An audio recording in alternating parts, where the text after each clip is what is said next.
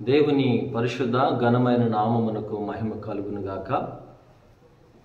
ఉదయకాల సమయంలో ప్రభువును రక్షకుడైన యేసుక్రీస్తు వారి శ్రేష్టమైన నామములో శుభాలు వందనాలు తెలియపరుస్తున్నాం.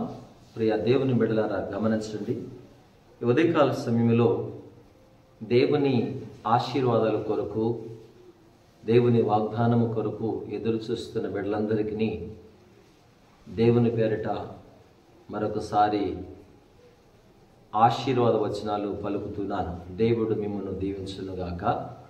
ఏమని జ్ఞాపకం చేస్తున్నంటే, మనుషులమైనటువంటి మనం ఏది చేస్తున్నా ప్రతి కార్యంలో కూడా దేవుడు తోడుగా ఉండాలని, దేవుడు ఆశీర్వదించాలని తలంచుతుంటాం, కోరుకుంటూ ఉంటాం.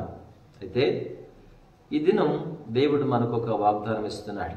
2024 సంవత్సరం ఏప్రిల్ నెల 15వ తారీఖులోనికి దేవుడు మనల్ని ప్రవేశపెట్టాడు కదా. ఈ శుభదినం ఒక వాగ్దానం దేవుడు మనకి ఇస్తున్నాడు. ఆ మాట ద్వితీయోపదేశకాండం 28వ అధ్యాయంలో ఓ చక్కని మాట రాయబడుతూ వచ్చినటువంటి విషయాన్ని జ్ఞాపకం చేయడానికి ఏం ఆశపడుతుందంటే, 12వ వచనం అంటాడు, చాలా విషయాలు ఉన్నాయి కానీ అక్కడ ఒక్క మాట మీతో జ్ఞాపకం చేస్తున్నాను, నీవు చేయు కార్యం అంతటిని ఆశీర్వదించును అని అన్నాడు. నీవు చేయు కార్యమంతటిని దేవుడు ఆశీర్వదించాలి. మనం ఏ పనైతే, ఏ కార్యమైతే తలంచుతామో, ఈ దినమంతయు కూడా మనం చేస్తున్నటువంటి పనిబాట్లలో దేవుడు ఆశీర్వదించాలంటే, వ్యాపార విషయాలలో దేవుడు ఆశీర్వదించాలంటే, ఉద్యోగరీత్యాగా కావచ్చు, వేరొకటి ఏది చేస్తున్నా దేవుడు దీవించాలని, ఆశీర్వదించాలని కోరుకుంటూ ఉంటాం కదా. అయితే మనము ఎలా ఉంటే దేవుడు ఆశీర్వదిస్తాడు, ఎలా ఉంటే దీవిస్తాడు? దేవుడు నన్ను దీవించలేదండి, దేవుడు నన్ను ఆశీర్వదించలేదండి, దేవుడు నాకు ఏం మేలు చేశాడండి అన్నట్లుగా మనం మాట్లాడుతుంటాం. కానీ ఈ లేఖనములో ద్వితీయోపదేశకాండం 28వ అధ్యాయంలో మొదటి మాటలు అంటాడు, నీ దేవుడైన యెహోవా మాట శ్రద్ధగా వినాలంటాడు. ఆయన ఆజ్ఞాపించిన ఆజ్ఞలన్నిటినీ అనుసరించి నడుచుకోమంటాడు. అప్పుడు ఈ దీవెనలన్నీ నీ మీదకు వచ్చి నీకు ప్రాప్తించును అని దేవుడు చెప్తూ వచ్చాడు కనుక, ఆ దీవెనలన్నీ మన మీదకి రావాలంటే, మనకు ప్రాప్తించాలంటే మనమేం చేయాలి? మొదట దేవుని మాట వినాలి. దేవుని మాట విన్నప్పుడు మాత్రమే మనకు దీవెనలు, ఆశీర్వాదాలు సమృద్ధిగా కలుగుతాయి.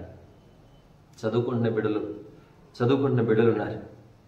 చదువులో దేవుడు జ్ఞానం ఇచ్చి దేవుడు ఫలింపచేయాలంటే వాక్యాన్ని చదవాలి, ప్రార్థించాలి, దేవునితో సమయాన్ని గడపాలి.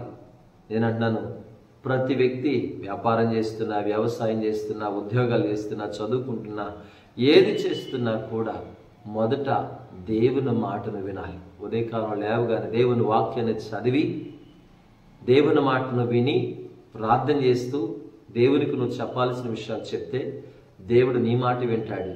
అప్పుడు నీ ప్రార్థన అంగీకరించబడుతుంది, దేవుడు నిన్ను ఆశీర్వదిస్తాడు. ఈ ఉదయకాల సమయంలో దేవుని ఆశీర్వాదాల కొరకు ఎదురు చూస్తున్న దేవుని బిడ్డ, దేవుని మాటను విని దేవుని చేత ఆశీర్వదించబడదువుగాక. ఇట్టి వాగ్దానము ఈ దినమందు దేవుడు మన జీవితంలో నెరవేర్చునుగాక.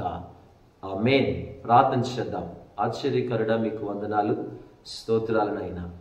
ఈ దినం మాతో ఒక మాట చెప్పారు, నీవు చేయు కార్యమంతటిని ఆశీర్వదించును అని చెప్పారు కదా. మేము చేసే ప్రతి కార్యములలో మీరు తోడై నడిపించి, ఆశీర్వించి, అభివృద్ధిపరచి మీరు మహిమను పొందుమని యేసయ్య పేరటి వేడుకుంటున్నాం పరమ తండ్రి. ఆమేన్. తండ్రి అయిన దేవుని ప్రేమ, కుమారుడైన క్రీస్తు వారి కృప, పరిశుద్ధాత్మ యొక్క అన్యోన్య సహవాసము సన్నిధి ఇప్పుడు ఎల్లప్పుడూ సదాకాలము తోడే నడిపించునుగాక. ఆమేన్.